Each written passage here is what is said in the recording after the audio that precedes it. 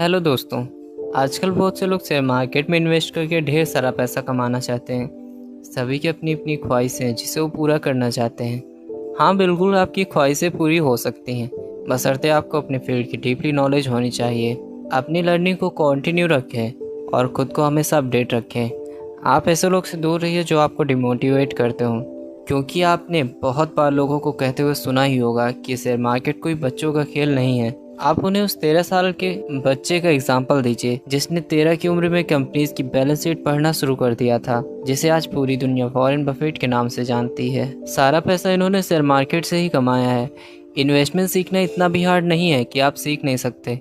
Investment कई प्रकार के होते हैं, जैसे अगर आप आज फिक्स डिपॉजिट में इन्वेस्ट करते हैं तो आपको 7% का लाभ मिलेगा। अगर डेब्ट फंड में इन्वेस्ट करेंगे तो 6% का लाभ होगा। रियल एस्टेट में 5%, गोल्ड में 5%, सेविंग अकाउंट में 4%, म्यूचुअल फंड में 12%, शेयर मार्केट में 18%।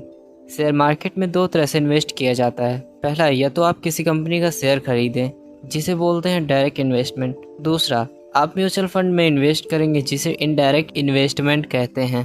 भारत में लगभग 4% लोग ही शेयर मार्केट में इन्वेस्ट करते हैं, वहीं अमेरिका में 50% लोग इन्वेस्ट करते हैं। लेकिन किस कारण से इंडिया में लोग इन्वेस्ट नहीं करते? पहला, एक तो उनमें रिस्क एपेटाइट नहीं है। दूसरा, उनके पास कोई नॉलेज नहीं है। तीसरा, कोई डेडिकेटेड कोर्स भी नहीं है। चौथा, कई सारे स्कैंडल और फ्रॉड भी हुए हैं जिनके कारण लोगों को नुकसान हुआ है।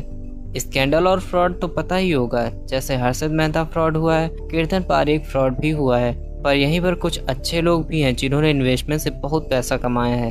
आपने वॉरेन बफेट का नाम तो सुना ही होगा, लेकिन एक इंडिया के भी वॉरेन बफेट हैं, Rakesh Jhunjhunwala.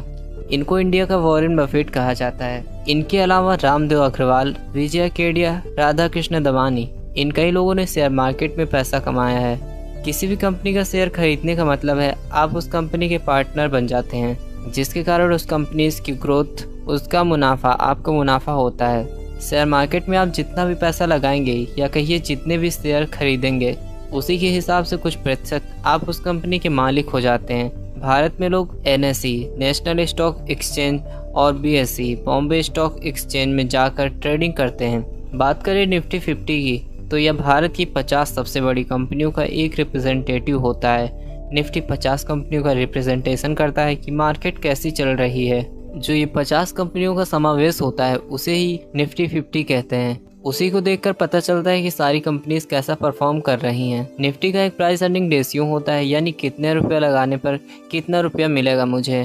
Price earning ratio Nifty का भी होता है, वहीं price earning ratio individual companies का भी होता है, जैसे रिलायंस, टाटा, इन्फोसिस का भी हो सकता है। प्राइस अर्निंग रेशियो सबसे नीचे 10 पर और सबसे ज़्यादा 30 पर होता है।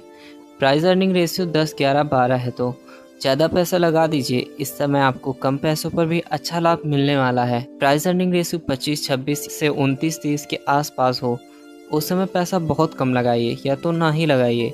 निफ्टी नीचे जाए तो इन्वेस्ट कीजिए, अगर निफ्टी ऊपर जा रहा है तो डाइवेस्ट कीजिए।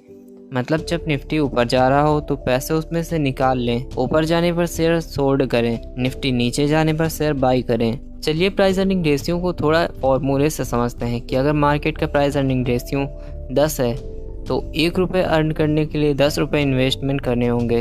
अगर मार्केट का प्राइस अर्निंग रेशियो 30 है तो 1 रुपये अर्न करने के लिए इन्वेस्टमेंट 30 रुपये करने पड़ेंगे। अब 1 रुपये कमाने के लिए 10 रुपये लगाने चाहिए या 1 रुपये कमाने के लिए 30 लगाने चाहिए? आप खुद ही सोचिए, सिंपल सी बात है। अगर आप 10 रुपये लगाकर 1 रुपये कमा रहे हैं तो 10% की कमाई। अगर आपने 30 रुपये लगाकर 1 रुपये कमाया तो 3.33% की कमाई होगी। इसलिए जब निफ्टी डाउन हो तो ज़्यादा पैसे लगाने चाहिए। मैं आपको पीछे कुछ सिनेरियो देता हूँ। जब मार्केट में बहुत होड़ मंदी आई थी, उन दिनों प्राइस अर्निंग रेशियो क्या था? 1999 में प्राइस अर्निंग रेशियो 12 चल रहा था और उस समय एक साल में 105% का रिटर्न आया। 2003 में प्राइस अर्निंग रेशियो 11 चल रहा था, एक साल में 116% का रिटर्न आया। याद रखिए 6-7% की बात नहीं कर रहे हैं यहाँ पर। 2018 में मार्केट क्रैश के बाद प्राइस अर्निंग रेशियो 10 था, बहुत नीचे था। उसके बाद जिसने पैसा लगाया एक साल में उसने 130% कमाया। ये तो मैंने आपको उदाहरण दिए जब प्राइस अर्निंग रेशियो कम था और कैसी कमाई हुई। अब ज़रा उदाहरण देते हैं किस महीने साल में जब प्राइस अर्निंग रेशियो ज़्यादा था तो लोगों को नुकसान कितना हुआ। फरवरी 2000 में प्राइस अर्निंग रेशियो 28 पहुंच गया था। उस समय एक साल में -53% का रिटर्न आया, मतलब जो पैसा लगाया आधा डूब गया।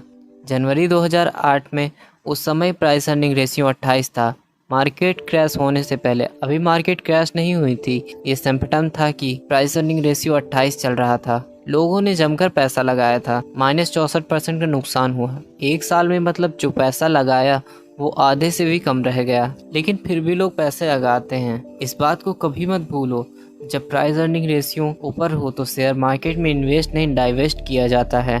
अगर फिर भी आप पैसा लगाना ही चाहते हैं तो थोड़ा लगाइए कि अगर नुकसान भी हो तो कम हो। बेंजामिन ग्राहम कहते हैं, एक महंगी चीज़ को सस्ते में खरीदना और सस्ती चीज़ को महंगे में बेचना, इसी में सारी कहानी है। वेट करो, जब टाइम ठीक आएगा सस्ती चीज़ महंगी हो जाएगी और महंगी चीज़ें सस्ती हो जाएंगी, और ये सब प्राइस अर्निंग रेशियो से ही पता चलेगा। अब बात करेंगे कि निफ्टी का प्राइस अर्निंग रेशियो मिलेगा कहाँ से। निफ्टी का प्राइस अर्निंग रेशियो क्या चल रहा है, कब क्या रहेगा, पहले क्या था, उसके लिए आप NSE नेशनल स्टॉक एक्सचेंज की साइट पर जाकर देख सकते हैं। दोस्तों, हमारी कई दिनों की मेहनत से बनाई गई ये वीडियो अगर आपको पसंद आई हो तो वीडियो को लाइक कीजिए, शेयर कीजिए और हमारा हौसला बढ़ाने के लिए चैनल को सब्सक्राइब कीजिए। हम ऐसे ही दमदार नॉलेजेबल वीडियो आपके लिए लाते रहेंगे। तब तक के लिए धन्यवाद।